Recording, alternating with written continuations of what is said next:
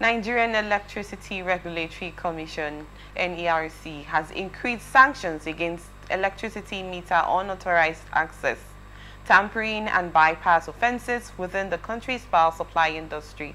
Nerc disclosed this in an amended order on all authorized meter access dated 17th February 2025 and released on Tuesday.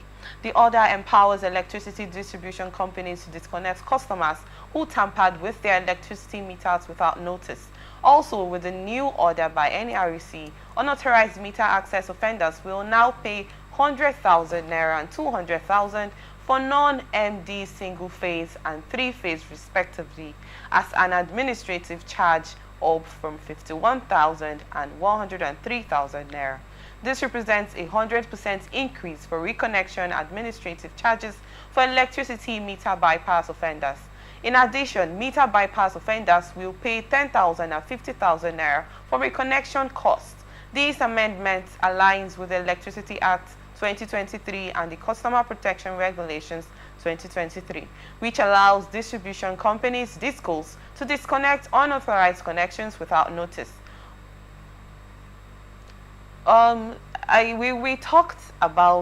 We just talked about electricity tariff hike, and yes, and there's this plan, the story that the federal government is making plans to increase it again, the second time. Do you think when it gets to this bypass situation, it's actually a good thing, if we may ask? Yeah, because I've lived in a house where I had this set of neighbors that actually engaged into that activity, and the turnout was extremely bad when this Nepal officials barged in and realized that those people have been actually doing this bypass for a long time.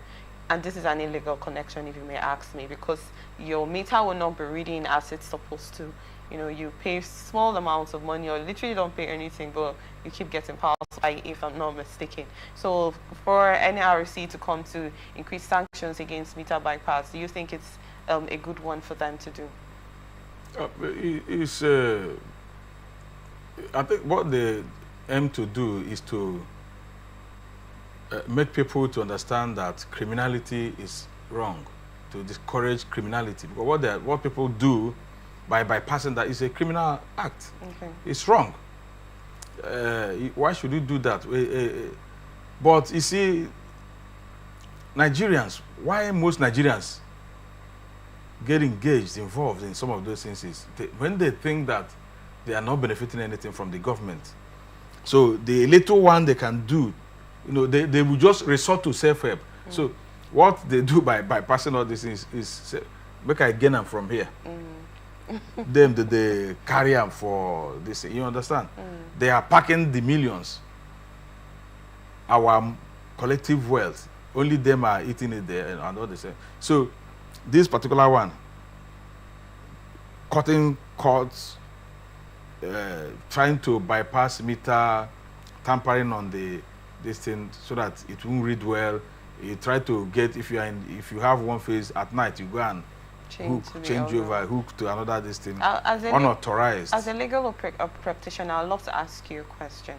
Let's see a scenario that I move into this new apartment, and then this meter, there was someone, a tenant there before me, and then I moved in there, and then this particular meter has consumed a lot of electricity, and then this former tenant did not pay up, and it affected me that I had to pay. Imagine I recharge 10,000 naira, and then the next day it finishes and I'm not getting the return. So the electricity distribution company are already taking it, and I call it to their notice and they do not do anything about it, and I decide to bypass from that meter. Would you still call it an offense? It's an offense. What concerns the service providers? Have you heard a scenario like that before? I know what you're talking about. Yeah, it has to. There was accumulated bills. Yes, sometimes you pack in moving up to 200,000, 100,000 and above, 300,000 and above. It's there left for you by the old tenant. Yes. and you come in, these people will say if you put like 10,000, like you mentioned, they will only give you 2,000 units. I mean, sorry, the equivalent of 2,000 naira instead of this thing, because they want to recover this thing. It's not their own. It's you. It's you. You didn't do your due diligence before moving in. Before you move in, you clarify all these things with your landlord.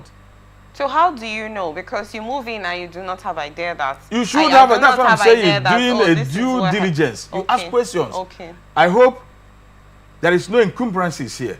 The meter, the electricity, the old tenant is not owing. You ask all these questions. Okay. If you want to be sure, you ask, they will tell you.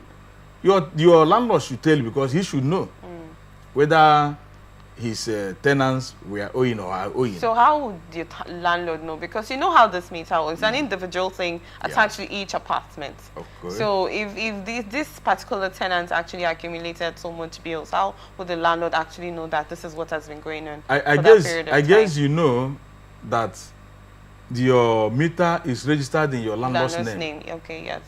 And your landlord should have the meter numbers. Okay. It's very easy. You can log into do as if you want to recharge. Okay. They will show you the ones that is having debts on them. Okay. So that is when you ask him, that is what he needs to do. First and foremost, he may not tell you.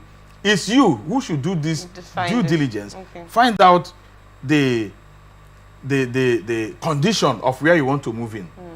What are the issues? But most times you find out that tenants are always in a hurry to move in, and either they are pursuing them from where they are living is already late, you have overstayed, and your landlord or the caretaker or whatever is calling you, why leave? People want to park in this and that. The moment you see a new place, you just move in without asking questions to find out some of these things. You know, I've had that experience actually. But we discussed with the landlord, but even though at the end, due to one or two things, we couldn't allow only him. It was much. By then we were using this the old analog meter system. Okay. So the people we are owing close to 284,000. So new tenants, as we moved in, for example, I asked question. So we are using in that mini estate, we have just one bill that used to come. Okay. So when it comes, it will be shared flat by flat. So we noticed that this thing kept increasing.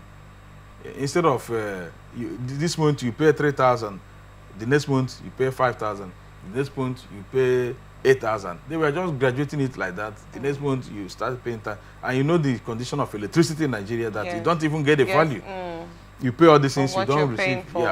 So we had to complain. I called the landlord. I said, you know, I asked you about these things before I moved in, and you say you would do something about it. And now it's biting on, because I had to go to the NEPA office and ask them. They say it's because of those accumulated bills. That's why they want us to clear it. Okay. So we discussed with the man. What he did was, we told him, we can't continue paying this. Go and get us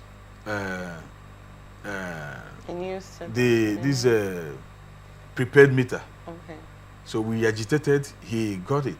But you know what this people did? They also distributed... They transferred the bill. Yeah, they distributed it to the prepaid meter. And some people inherited 15,000, though it was unevenly distributed. Okay. Some people, but you know, there are certain things you don't begin to make case for, you know, because of 10,000, whatever, in a place you are enjoying, you are living comfortably, you don't have any issues just because of that. Sometimes we tend to forget it, so we just left it. Say, okay, let's just help the landlord. and they clear it. So, do you think the sanction from the NERC Yeah, is it is a good one. It's a good one. People should learn how to be civil. People should learn how to conduct themselves. Any form of criminality, any form of evil vices, social vice, I don't encourage it. Okay. It's wrong, and people should be punished for doing such things. Thank you on that, Barrister Okoro.